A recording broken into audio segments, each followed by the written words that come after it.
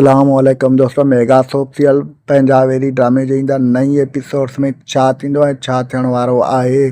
छा चाकर खान वारा सावल खान खे छॾे ॾींदा, छा सावल खान चाकर खान वारनि जे अॻियां झुकंदो, छा रुंडे वारा पंहिंजे मिशन में कामयाबु ईंदा। इन सॼी तफ़सीलात ॼाणण खां पहिरियां जेकॾहिं अव्हां असांजे यूट्यूब चैनल ते नवां आहियो त महिरबानी करे असांजे यूट्यूब चैनल खे सब्सक्राइब करे घंटी जे बटन ते प्रेस करे नोटिफिकेशन ते ऑल करे छॾींदा, जीअं ईंदड़ हर नई नोटिफिकेशन सभ खां पहिरियां अव्हां ॿारनि ताईं बावक़्तनि पहुची सघे। दोस्तों सब्सक्राइब ज़रूरु कंदा, असां हर वीडियो में चवंदा आहियूं तव्हांजो सब्सक्राइब करण लाइ को ख़र्चु कोन थो अचे। बहरहाल असांजी हौसला अफ़ज़ाई वधंदी आहे। हाणे हलूं था पंहिंजी मेन ॻाल्हि ॿोल तरफ़।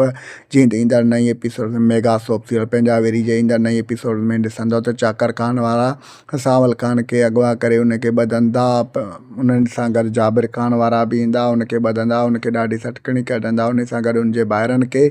बहरहाल तव्हां ॾिसंदो त सावल खान बि वॾो शींहं मुड़ुस आहे, उनजे कॾहिं बि उनजे अॻियां कोन झुकंदो। ॿिए तरफ़ तव्हां ॾिसंदो त रूंडे वारा पंहिंजे मिशन में कामयाबु थी विया आहिनि, छो जो उन्हनि वरी रावल खान वारनि खे ज़हर बि उन्हनि ई ॾिनो। वरी चाकर खान वारनि खे भड़काइनि बि उहे था त उहो पंहिंजे पाण खे बेगुनाह साबित कयो वेठा आहिनि। कंहिंखे महसूस बि न थियो आहे त वॾे रावल खान वारनि खे को रूंडे वारनि ज़हर ॾिनो आहे।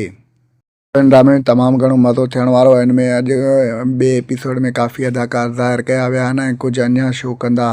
दोस्तों असांजो रिपोर्ट मूंखे कीअं लॻो, जेकॾहिं पसंदि आयो हुजे त महिरबानी करे पंहिंजो क़ीमती राय कमेंट सेक्शन में ज़रूरु ॾींदा। असांखे इजाज़त रखंदा। पंहिंजो ख़्यालु। अल्लाह हाफ़िज़। Thanks for the watching. Javed Ali जलालानी।